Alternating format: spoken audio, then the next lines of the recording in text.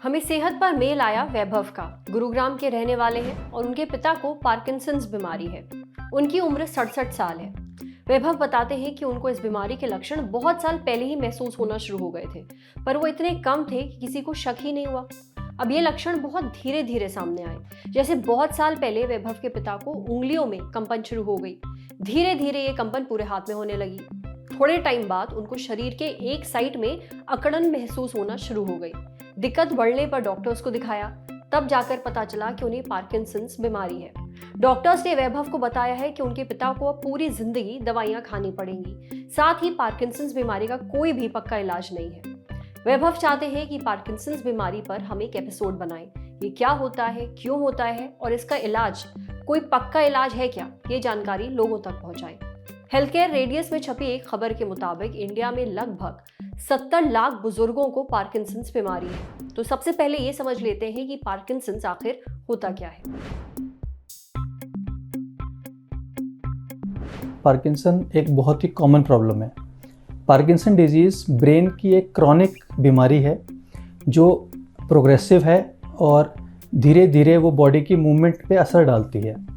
Parkinson disease में patient के brain के अंदर कुछ स्पेसिफिक सेल्स होते हैं जिसकी धीरे धीरे डेथ होती है, जिससे डोपामिन रिलीज़ होता है। तो डोपामिन रिलीज़ नहीं होने की वजह से ब्रेन से डोपामिन बॉडी में कम आता है और उसकी वजह से धीरे धीरे बॉडी के मूवमेंट्स पे फ़र्क पड़ने लगता है। इससे धीरे धीरे पार्किंसन डिजीज़ डेवलप हो जाती है।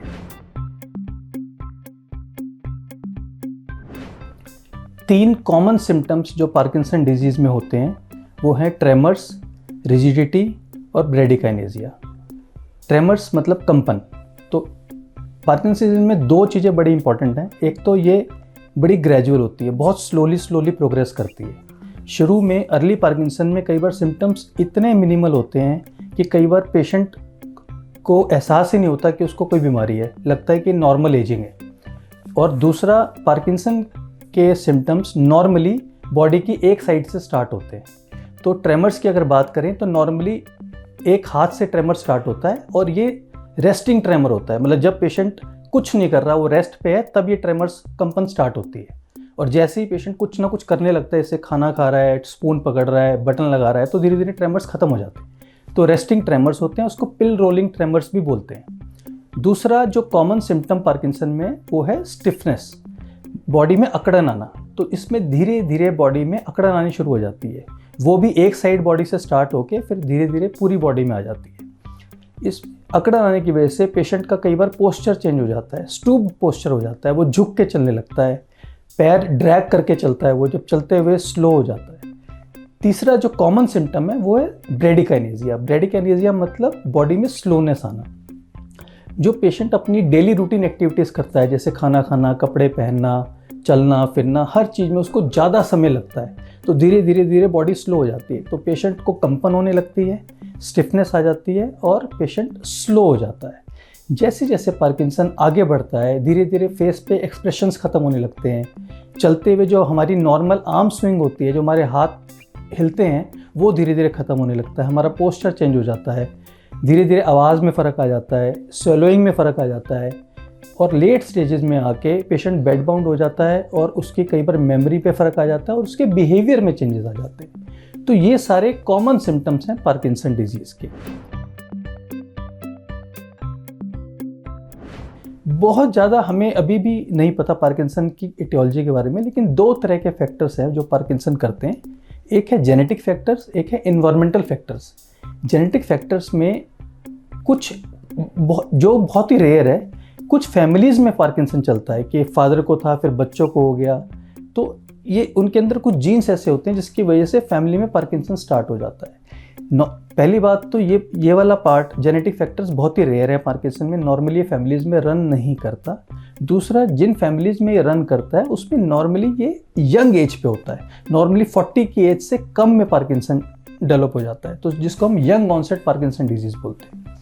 दूसरे इन्वायरमेंटल फैक्टर्स, जिसमें हमारे बहुत सारे टॉक्सिन्स, पेस्टिसाइड्स, हर्बिसाइड्स, ये सब आते हैं जिससे पार्किंसन डेवलप हो सकता है।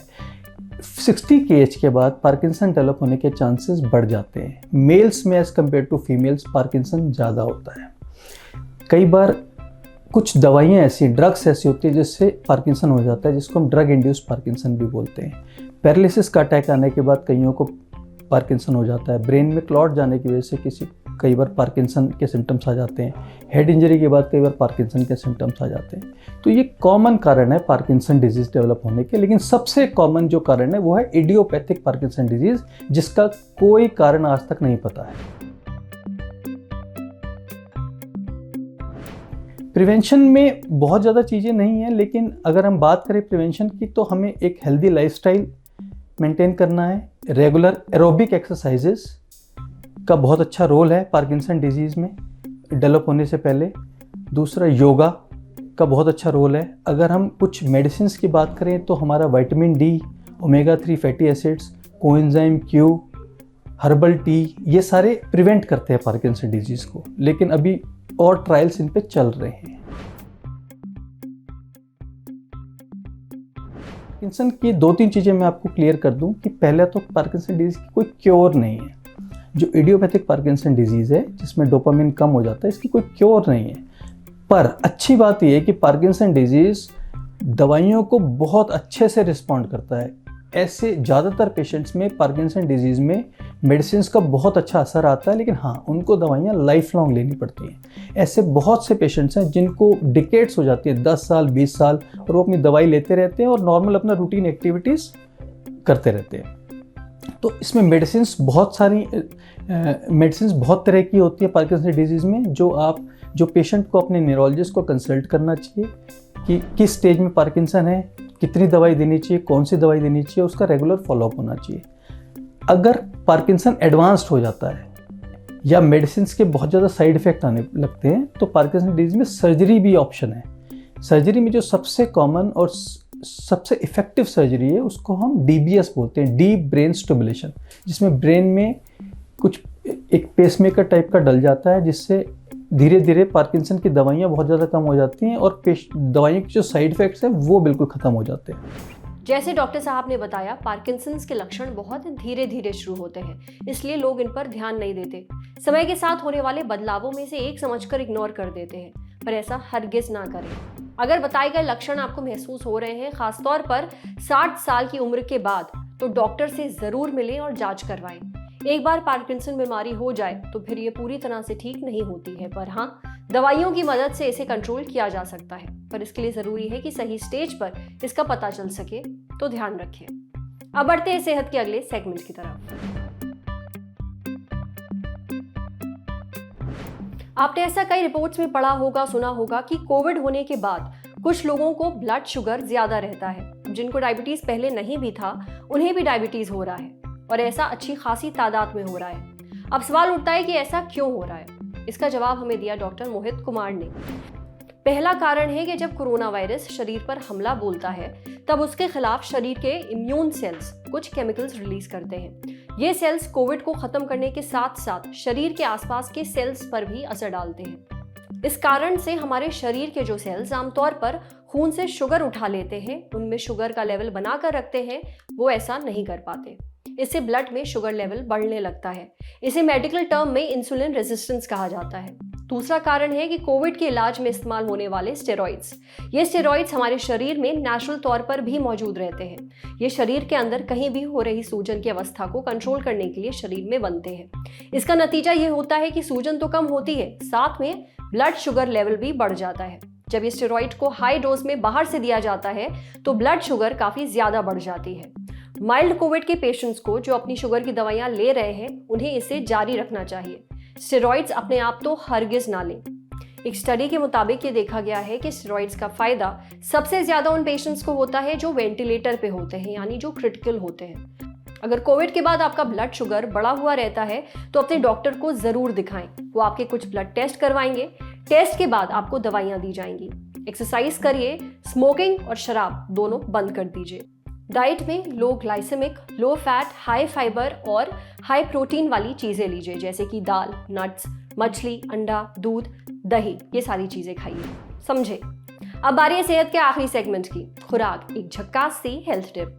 आज जानते हैं केसर के फायदों के बारे में, साथ ही जानिए कि असली और नकली केसर की पहचान कैसे करें। केसर का इस्तेमाल मसाले के तौर पर, कलरिंग एजेंट और यहाँ तक कि पारंपरिक मेडिसिन में भी होता है। डाइटिशियन अमृता मिश्रा बताती हैं कि केसर को मूड में सुधार करने के लिए जाना जाता है। इसमें कैंसर से लड़ने का गुण होता है। ये भूख घटाता है और इसलिए वेट लॉस में मददगार साबित होता है। ये याददाश्त के लिए अच्छा होता है, सर्दी, खांसी, बुखार से बचने में मदद कर सकता है।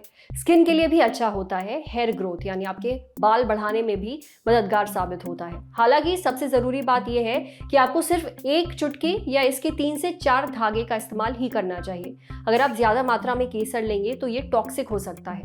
केसर के साइड इफेक्ट्स की बात करें तो इससे सुस्ती, पेट की दिक्कतें, उल्टी और एलर्जी तक हो सकती है।